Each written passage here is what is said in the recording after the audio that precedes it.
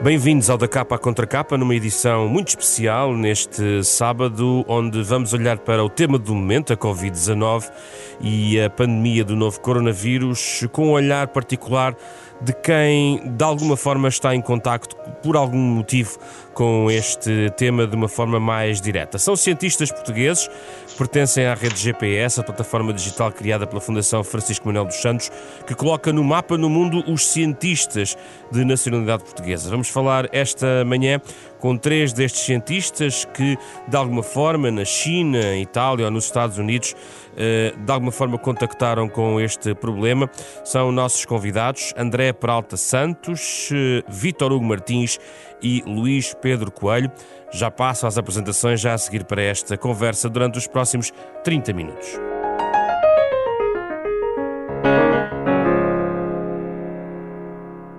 Bem-vindos, bom dia, é um gosto falar convosco. Vamos começar pelas apresentações.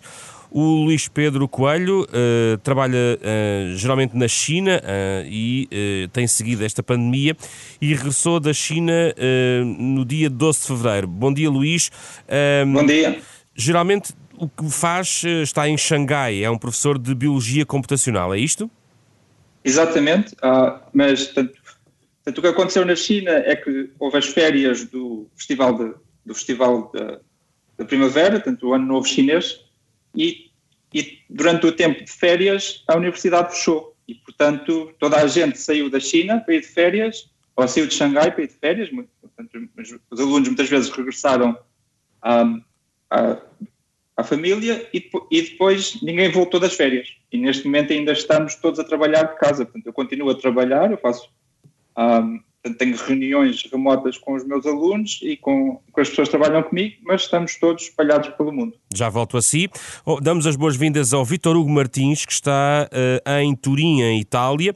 Ele trabalha no Hospital Universitário de Turim, a sua área é Biotecnologia Industrial. Bom dia, Vítor. Como é que neste momento se encontra em Turim e qual é a sua rotina neste momento? Olá, bom dia a todos. Eu atualmente continuo a trabalhar, digamos, vou todos os dias ainda ao hospital, ou quase todos. Trabalhei remotamente a partir de casa 2 ou 3 dias, se não estou em erro, mas como tenho atividades que requerem a minha presença física, continuo a ir maioritariamente ao hospital. Só para fazer uma correção, eu sou um biólogo de formação e atualmente trabalho como Clinical Study Coordinator ou Data Manager, não na área de biotecnologia industrial, mas sim. Muito bem, já volto a si. André Peralta Santos tem estado sobretudo nos Estados Unidos, em Seattle, onde trabalha, ele é um médico epidemiologista. Os Estados Unidos também abraços com esta situação, está neste momento já em Portugal. André, qual é neste momento a sua rotina? Olá, bom dia a todos. A minha rotina, quando estava nos Estados Unidos, eu sou estudante de doutoramento, estudo o impacto das políticas de saúde na saúde das populações e tenho a minha atividade natural como investigador e como estudante de doutoramento até ao início da epidemia em Seattle. Depois a universidade fechou, passámos a ter aulas remotas e houve uma call da universidade, uma call para quem estivesse disponível para ajudar na contenção, nos esforços de contenção na saúde pública da cidade de Seattle. Eu respondi a essa call, estive lá 2 semanas com a saúde pública de Seattle e com o CDC, mas depois, por contingências várias, voltei a Portugal e agora vou ajudar aqui. Está em quarentena? Sim, é verdade. Infelizmente, no tempo em que estive na saúde pública em Seattle, mandaram-me um e-mail a dizer que houve uma pessoa que testou positivo e, portanto, agora estou em quarentena. Tenho a minha atividade toda em poucos metros quadrados, num quarto, e vou estar de quarentena até dia 24. Luís Pedro Coelho, como é que a China começou a viver este surto? Primeiro, eu penso que é preciso distinguir o que se passou no Hubei, na província do Hubei, na cidade de Wuhan, do resto da China. Portanto, na cidade do Wuhan, portanto, houve uma epidemia grande, mas no resto da China a situação é mesmo assim bastante diferente. Portanto, como também já havia a experiência do SARS, houve uma resposta relativamente rápida. Em cidades como Xangai, os números ainda eram bastante pequenos quando fecharam escolas ou quando a universidade e a maior parte dos locais de trabalho passaram a esta política de trabalhar remoto. E, por exemplo, uma diferença muito grande é os restaurantes não fecharam, mas apesar dos restaurantes não fecharem, estavam vazios, porque a população reagiu mais do que até a política pública. Portanto, apesar de os restaurantes estarem abertos, e havia algumas pessoas a comer nos restaurantes, mas mesmo muito, muito poucas. A maior parte das pessoas isolou-se automaticamente. O que está a dizer é que uma espécie de sociedade civil chinesa que não esperou por orientações para agir, é isso? Sim. Portanto, há um misto. Portanto, obviamente também houve algumas decisões políticas, como fechar as escolas, mas também houve logo um auto-isolamento, um distanciamento social que se passou espontaneamente. Penso que também tem a ver com a experiência do SARS. Portanto, é isso. É isso. No fundo, era uma população que tinha essa experiência anterior e utilizou essa ferramenta, é isso? Eu penso que sim. E o que nós víamos, de facto, era que as ruas estavam desertas. Apesar de sair-se à rua, podia-se sair à rua. Os restaurantes estavam abertos, mas estavam vazios. Muito bem. E em relação àquilo que mudou na sua rotina, imediatamente houve um lockdown, uma quarentena obrigatória, na própria comunidade, houve uma grande restrição de movimentos em termos da rotina imediata do que se passou.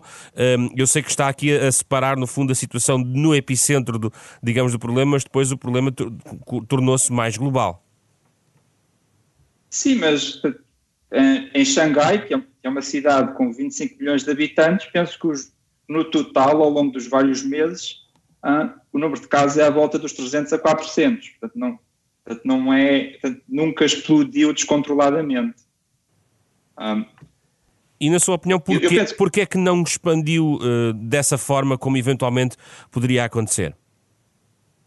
Porque eu penso que essas medidas de distanciamento social foram tomadas mesmo muito cedo. Portanto, o pico do número de casos diários em Xangai foi cerca de 41, que é o número que eu me lembro. Portanto, o pico de novos casos. E nessa altura já estávamos neste semi-lockdown. Portanto, ainda havia, por exemplo, nós na universidade, penso que nós podíamos ir à universidade, eu podia ir, e fui, por exemplo, buscar algumas coisas, que obviamente não tinha preparado isto, portanto fui buscar coisas que tinha no computador, umas hard drives e não sei o quê, mas ninguém o fez. Portanto, era recomendado que as pessoas ficassem em casa e houve se calhar até... portanto, as pessoas reagiram, até antes dessas recomendações, as pessoas já tentavam ao máximo evitar o contacto. Portanto, isso foi feito muito cedo, comparado com os países europeus. Vamos comparar, por exemplo, Itália. Ajude-nos em relação àquilo que aconteceu em Itália. Vítor Hugo Martins, que está em Turim. A resposta na Itália é descrita, vista de fora, como desordenada. Como é que pode descrever a forma como os italianos começaram a viver este caso? Bem, eu penso que na generalidade dos países europeus houve um bocadinho de descrença em relação àquilo que estava a acontecer na China, a pensar que não chegaria cá, digamos assim. E por isso as primeiras semanas, se calhar, foram vividas um bocadinho com... Não quero usar uma palavra forte, mas um bocadinho com desleixo, digamos assim. Até ao momento em que os casos começaram a subir e a ser demasiados e aí sim tomaram medidas e neste momento em Itália estamos em lockdown total, só estão abertos os serviços essenciais, farmácias, hospitais, tudo o que seja essencial. Atualmente, como em Portugal, daquilo que tenho lido nas notícias, mas, por exemplo, já nos últimos dias de fevereiro, que começavam a haver casos, aí as medidas tomadas inicialmente também foi a de fechar escolas e universidades na última semana de fevereiro, mas o lockdown total só, se não estou em erro, a partir do dia 9 de março é que o governo decidiu dar estas recomendações a toda a população. A questão é se os italianos estão a cumprir essas recomendações com o rigor necessário. Exato. No início, se calhar não, agora penso que a população está a cumprir, até porque continua a haver que os casos infelizmente continuam a subir e o número de mortes é uma coisa assustadora em Itália, comparativamente fazendo a comparação com outros países como a China ou os Estados Unidos. Portanto, neste momento a população acho que passou de uma fase inicial de descrença a uma fase de pânico, ou em que houve 2 ou 3 dias de pânico generalizado que ninguém sabia o que é que havia bem de fazer, e que até agora passamos quase a uma fase de contenção em casa, em que se canta às varandas, digamos assim, mas nisto tudo houve alguma desorganização, mas penso que agora ultimamente, em termos da população geral, o lockdown está a ser seguido à risca, digamos assim. Já vamos saber mais sobre Turim. E nos Estados Unidos, André Peralta Santos, como é que foi a resposta e o impacto do novo coronavírus?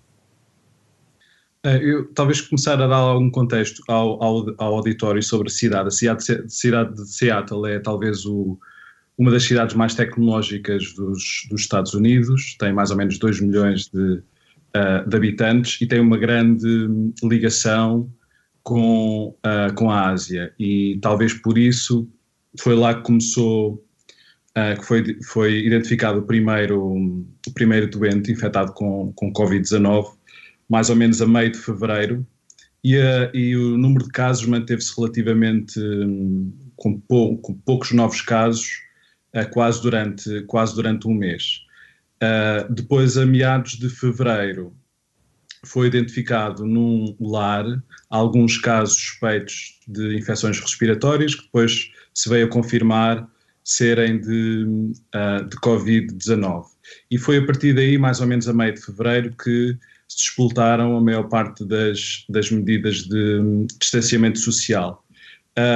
É interessante fazer o paralelismo que também em Seattle a sociedade civil fez o distanciamento social primeiro do que a imposição pelo município de Seattle, que só tomou medidas de lockdown no final da primeira semana de março, e já desde o final de fevereiro que as grandes empresas, a Amazon e a Microsoft, colocaram todo o seu pessoal não essencial a trabalhar remotamente, e mesmo nos cafés se via muito menos gente na rua. André Peralta Santos, qual é a diferença entre aquilo que nós podemos percepcionar como uma resposta federal, onde o Presidente tem também alguns discursos distintos sobre esta pandemia, a forma como ela surgiu, e a resposta local das comunidades?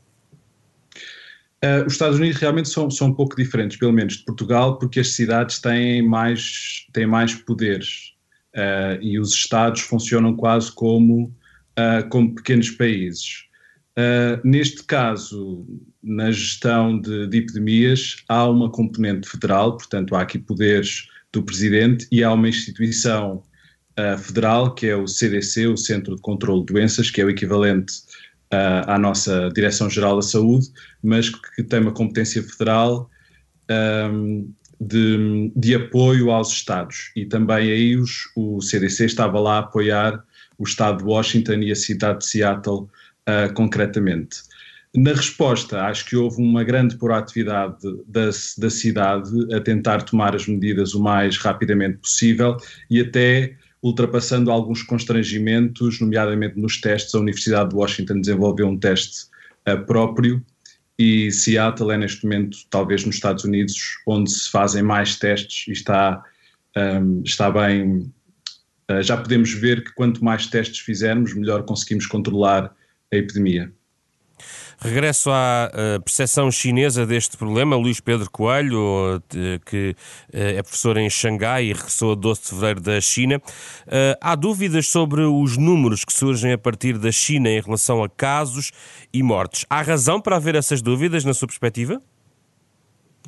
Eu penso que, obviamente, os números nunca serão exatos, mas penso também que o erro não pode ser muito grande. Portanto, se em cidades como Xangai os números fossem parecidos aos números do Wuhan, por exemplo, seria visível na população, seria tanto se os hospitais estivessem cheios, se os médicos estivessem em pânico, isso sabia-se. Portanto, se o número real não é 300, mas é 500, ou é 600, isso talvez seja difícil de julgar de fora. Mas penso que sabemos que não é o estado de sítio que se chegou no Wuhan. Se eu posso dizer outra coisa em relação também à China, e talvez os Estados Unidos sejam parecidos nesse aspecto, é que na China sabia-se o que é que se estava a passar no Wuhan, e não só se sabia intelectualmente, como há muitas ligações, portanto, mesmo em Xangai. Portanto, Xangai é cerca de 1000 quilómetros do Wuhan, portanto, é a distância, digamos, de Lisboa a Bordeaux. Mas mesmo assim, portanto, há muita gente que tem família no Wuhan, ou que tem os vizinhos que vêm do Wuhan, e, portanto, as pessoas tinham muita consciência e muitas vezes até uma ligação direta a essas pessoas que estão afetadas e que estavam a ser afetadas diretamente. Portanto, e discutia-se em Xangai como o que se estava a passar. E na Europa, apesar da União Europeia, portanto, mesmo em França, penso que ainda se vê a Itália como muito longe, apesar da fronteira estar mesmo ali, porque também os mídias são em línguas diferentes e, portanto, penso que na Europa também, mesmo quando em Itália as coisas já estavam a piorar, mesmo os países limítrofes ainda diziam, pronto, isso é na Itália, aqui vai ser diferente, aqui vai ser diferente. E pergunto também se calhar nos Estados Unidos, nesse aspecto, que vai haver mais informação, apesar de haver essa estrutura federal, vai haver mais informação que se espalha de uns estados para os outros e que a experiência de Seattle, se calhar, vai ressonar mais noutros estados. André Peralta Santos, será mesmo assim?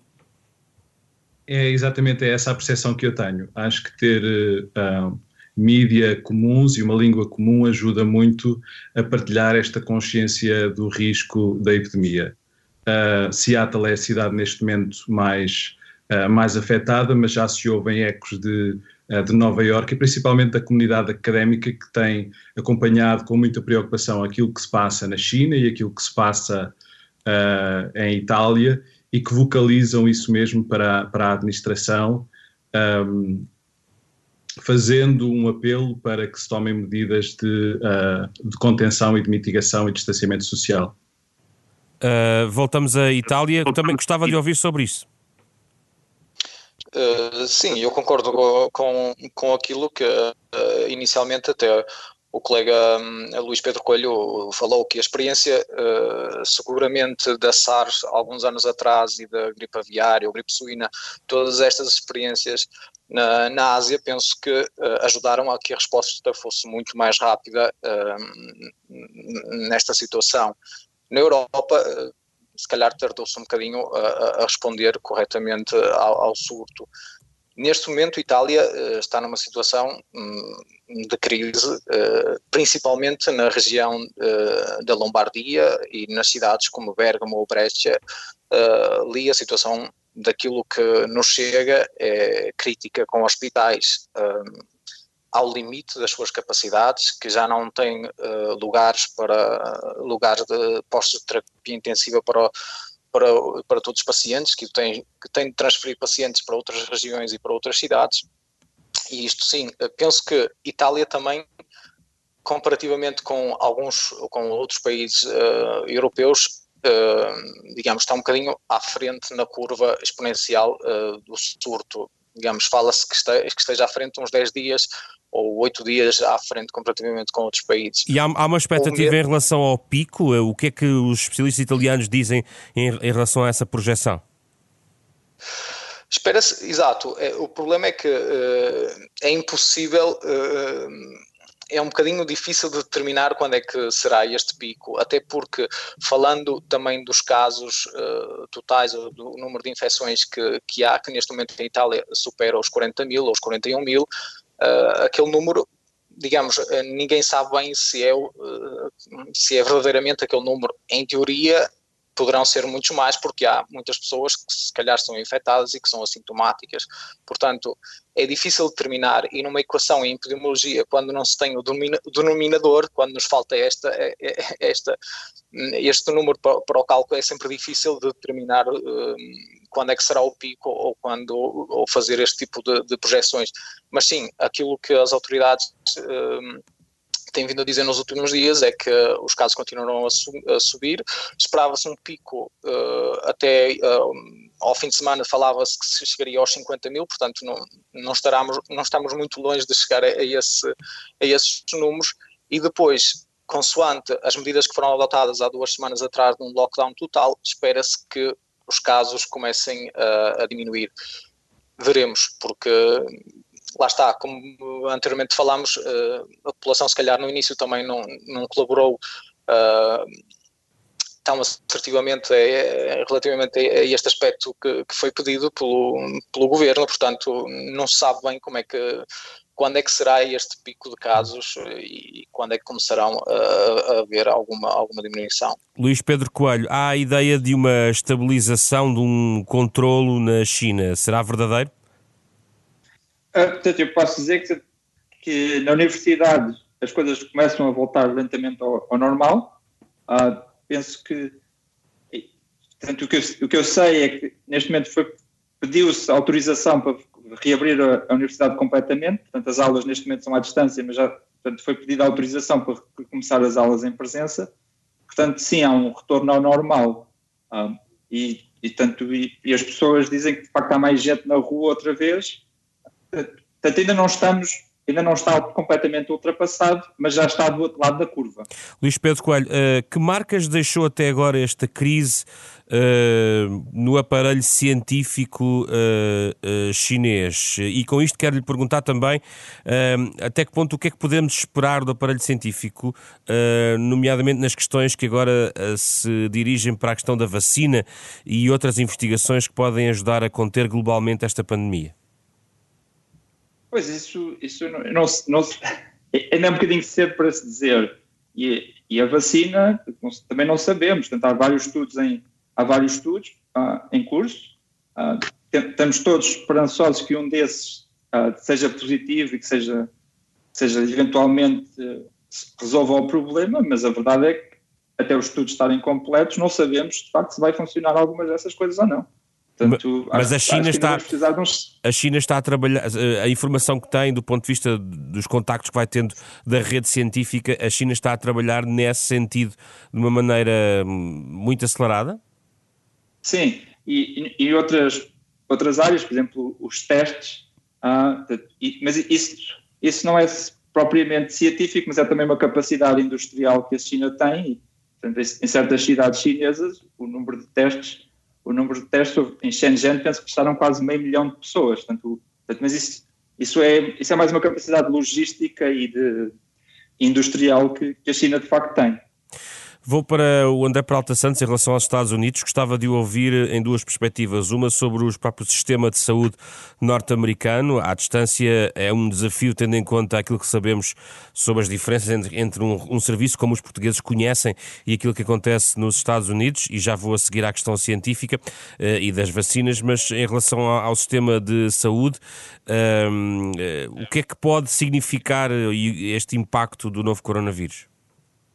Se me permite, voltava a uma questão que eu acho que é importante também dar aqui alguma perspectiva dos denominadores e da mortalidade, e depois volto para o sistema de saúde. E muito rapidamente, Seattle tem neste momento 600 casos e 60 mortes, portanto há uma taxa de letalidade de 10%, e o que nós sabemos da comunidade científica é que provavelmente esta taxa de letalidade só o que reflete é que foram identificados poucos casos. E aqui de reforçar a importância de testar o maior número de casos suspeitos. Para o sistema de saúde, os Estados Unidos têm um sistema de saúde muito diferente do nosso, é um sistema de saúde maioritariamente privado, que tem alguns desafios e pode também ter algumas vantagens. Começar pelos desafios é a percentagem da população que pode não ter seguro ou pode estar subsegurada. Pode ter um seguro, mas que tem que pagar muito dinheiro se quiser aceder aos serviços de saúde e se quiser ser testada. E obviamente que isto é um desafio porque quando lidamos com epidemias temos que ter uma visão populacional e precisamos que toda a população tenha acesso e seja tratada. E nesse aspecto eu acho que o Governo Federal vai tomar medidas para que estes copagamentos eventuais relacionados com o Covid-19 sejam suportados pelo Governo Federal e não pelas pessoas. E em relação à vacina, o que é que está a ser feito? Porque se tem lido sobre uma corrida contra o tempo também nos Estados Unidos. O que é que está neste momento a ser trabalhado? Do que tenho conhecimento, há pelo menos uma vacina candidata que está a ser testada em Seattle, que acho que é da empresa Moderna, que está neste momento, começou ensaios com humanos. As vacinas têm um processo de aprovação que é relativamente longo, porque estamos a testar, estamos a dar vacinas a indivíduos que são saudáveis. Portanto, todas as preocupações com a segurança têm que ser máximas. E realmente parece haver aqui uma corrida à vacina, tanto pelas as vacinas candidatas que estão a ser desenvolvidas na China, nos Estados Unidos e algumas também pelo que sai na Europa. Eu gostava de falar sobre a Itália, Vítor Hugo Martins, em relação às notícias recentes de um colapso no sistema de saúde italiano, mobilização até de estudantes de medicina, enfim, uma situação completa de emergência. Pode-nos descrever neste momento o que é que acontece, por exemplo, num hospital como o de Turim, onde está ligado? Sim, aqui no Hospital de Turim, digamos, daquilo que sei, há casos positivos ou casos de pessoas no hospital internadas nos diferentes ambulatórios de Covid, são à volta de 60, 70 casos. Digamos, aqui na região Piemonte, que faz parte da cidade de Turim, os casos têm vindo a subir também nos últimos dias, mas não, em termos de sistema de saúde ou em termos dos hospitais, penso que estão a dar uma boa resposta e, digamos, não estão num estado de sítio como se fala na região da Lombardia e em Bergamo, precisamente, ou em Brescia, que ali sim estão em maus lençóis. Mas está a haver uma solidariedade interna na Itália, ou seja, mobilização de meios, sim, por exemplo, de sul para norte, dentro do país? Sim, como dizia anteriormente, muitos dos pacientes são transferidos destas regiões em que já não têm capacidade para absorver mais casos, são transferidos para outras regiões e para outros hospitais. Nesse aspecto, há uma colaboração em todos os hospitais também. Penso que ontem li uma notícia de que alguns médicos vão ser transferidos e precisamente vêm das regiões do sul, que neste momento são ainda menos afetadas, para ajudar na região centro e na região da Lombardia. São 300 médicos que serão mobilizados para esta região, assim como a entrada de estudantes ou de médicos recentemente que acabaram a licenciatura recentemente para ajudar nesta epidemia, porque anteriormente teriam de fazer aquilo que se chama cá o exame de Estado, e o decreto ministerial que saiu há poucos dias faz com que eles acabem a licenciatura e vão diretamente trabalhar, não precisam de fazer sequer este exame de Estado para começar a exercer a profissão. E nestes últimos dias o decreto que saiu foi para dar e assumir seja médicos e outros operadores sanitários, como enfermeiros e tudo quanto nas estruturas mais afetadas pela epidemia. Para finalizar, gostava de desafiar todos, estes três convidados, visto de fora, a olharem para a forma como o vosso próprio país está a lidar com esta situação, cruzando aquilo que observaram nestes países e aquilo que ouvem da vossa terra, digamos assim. Começo por si, Luís Pedro Coelho. já agora não está na China, está até na Europa, mas acha que Portugal está a tomar os passos corretos nesta altura do percurso que esta pandemia está a levar? Eu penso que em termos de políticas públicas até me parece bastante proativo. Infelizmente eu tenho algum feeling misto. Certas pessoas parece que estão a participar e estão a manter o distanciamento social, mas ainda nos chegam muitos relatórios de pessoas que ainda não se aperceberam que isto de facto é uma situação séria. Portanto, a única coisa que posso apelar é que as pessoas levem isto a sério. Portanto, e que quanto mais distanciamento social se fizer cedo, mais se consegue evitar que isto dure mais tempo. E o que pensa o André Peralta Santos?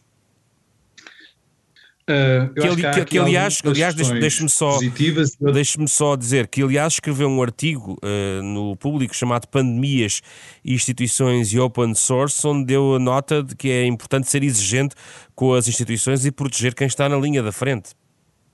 Exatamente, essas são duas mensagens principais. Acho que há uma comunidade, o que este surto veio mostrar é que há uma comunidade científica muito vibrante que pode ajudar os governos a analisar os dados, mas para isso precisam de estar cá fora e organizados. E nesse aspecto acho que a transparência é muito importante. A transparência não de não confiar nos dados que são divulgados, que acho que isso temos todas as razões para confiar nos dados que são divulgados, mas de fornecer os dados em bruto para que eles depois possam ser analisados pela comunidade académica. Em relação à proteção de quem está na linha da frente, acho que deve ser uma prioridade absoluta. São os meus colegas que estão na linha da frente a dar o seu melhor pela sua comunidade e pelos seus doentes e merecem ser protegidos da melhor maneira que conseguimos. Para si é essencial um apertar ainda maior de liberdades, ou seja, de aplicação de restrições face àquele que está em vigor desde esta sexta-feira, esta quinta-feira? Acho que temos que ir avaliando. Nós precisamos de à volta de 7 dias para conseguirmos avaliar o impacto das medidas nas dinâmicas da epidemia. Portanto, a partir de segunda-feira vamos começar a ver o impacto do fecho das escolas e daqui no final da próxima semana começar a ver o impacto da maior restrição aos movimentos. Acho que é uma questão de ir avaliando do que é necessário fazer. Aquilo que eu tenho sentido é que os portugueses estão sensibilizados para a importância do problema e têm respeitado as indicações do Ministério da Saúde e da Direção-Geral da Saúde. Vítor Hugo Martins, a partir de Turim, no norte de Itália, acha que os portugueses, de certa forma, se calhar até de uma maneira trágica, mas estão a aprender com o que têm observado à distância sobre o que se passa em Itália? Penso que sim, penso que não só os portugueses como os outros países europeus, digamos, estão a seguir um bocadinho aquilo que faz a Itália, neste caso, e aquilo que está a acontecer em Itália, porque Itália é quase como se fosse a cobaia que está umas semanas à frente de todos os outros. Aquilo que me chegou e aquilo que leio nas notícias é que, como os meus colegas disseram, que eu penso que a população está sensibilizada e que as autoridades sanitárias e governamentais estão a dar a melhor resposta possível. Por isso penso que em Portugal, e o apelo que faço é que se as pessoas podem, que fiquem em casa, é o melhor a fazer neste momento. Portanto, e concordo plenamente com aquilo com o colega André Peralta Santos dizia, neste momento seria importante proteger os médicos, enfermeiros, todos os operadores sanitários, porque esses sim é que estão na linha da frente. E eu posso dar o exemplo aqui em Itália, que há uma grande polémica nesse aspecto, porque olhando para os números, fala-se que dentro dos operadores sanitários há uma taxa de infecção acima dos 20%. Portanto, isto quer dizer que a maior parte de médicos e enfermeiros que estão na linha da frente muitas vezes falta o material necessário para poder proteger-se a si próprio. E se eles, que são os primeiros que estão na linha da frente, não têm esse tipo, o material necessário ou em quantidade ou em qualidade para poder desenvolver o seu trabalho, depois corremos o risco de os próprios hospitais começarem a ser o foco de infecção, digamos assim, fora dos hospitais. Se calhar daqui a uns tempos as coisas melhoram, mas dentro dos hospitais pioram ainda mais, portanto, e é sempre importante proteger os operadores sanitários, porque depois são eles que, digamos assim, aqui há uma grande parte da população médica que teve de ficar de quarentena porque a dada altura foi infectada, e isto sim é um problema para todo o sistema funcionar, que funciona devidamente para dar assistência ao resto da população em geral. Muito obrigado pela vossa disponibilidade e pelos vossos contributos e testemunhos. Foram importantes para perceber o que está a passar globalmente e em português sobre esta matéria. Agradeço então a Luís Pedro Coelho, professor na Fudan University em Xangai, na China, que regressou no dia 12 de fevereiro e continua a seguir a pandemia. Vítor Hugo Martins esteve em direto de Turim, em Itália, onde trabalha no Hospital Universitário. E André Peralta Santos, que regressou recentemente de Seattle, nos Estados Unidos. É um médico epidemiologista, especialista em saúde pública, que está neste momento até em quarentena em Portugal. A todos, muito obrigado pela vossa disponibilidade para esta conversa, onde neste Da Capa à Contracapa, parceria semanal da Renascença com a Fundação Francisco Manuel dos Santos, olhámos para este tema com base em testemunhos de cientistas que estão na rede GPS, a plataforma digital criada pela Fundação Francisco Manuel dos Santos, que pode colocar no mundo a posição dos cientistas portugueses. Mais informações sobre esse projeto no site da Fundação, ffms.pt. Este programa estará disponível em versão podcast integral nas plataformas digitais habituais a partir deste sábado e também em rr.pt.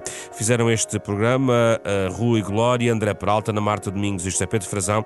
Regressamos na próxima semana, ainda a olhar para este Covid-19, sempre com um ângulo diferente, para saber mais sobre um tema que está no centro da atualidade.